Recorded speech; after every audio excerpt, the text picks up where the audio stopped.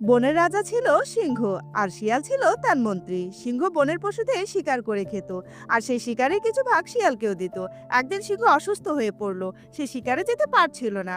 সিংহ শিয়ালকে বলল, তুমি কিছু প্রাণীকে আমার গুহার কাছে নিয়ে এসো, তাহলে আমি তাদের ধরে খেতে পারি। শিয়াল ভাবছে, কোনো প্রাণী আমার সাথে সিংহের কাছে আসবে না। ইস, আমি যে এখন কি করি।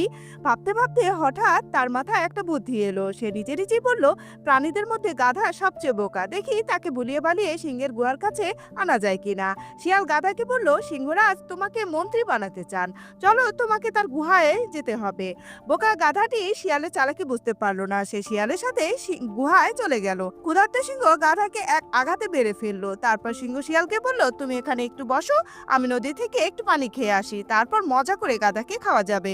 সিংহ নদীর দিকে চলে গেল। শিয়ালের খুব ক্ষুধা পেয়েছিল, তাই সে তাড়াতাড়ি গাধার মগজ খেয়ে ফেললো। সিংহ এসে দেখলো গাধার মাথায় মগজ নেই। সে বলল, এই প্রাণীটার মগজ কে খেয়েছে? তখন চতুর শিয়াল সিংহকে বলল, মহারাজ, এর মাথায় তো কোনো মগজই নেই, যদি মগজ থাকতো তবে সে কি আর আমার সাথে আপনার কাছে আসতো?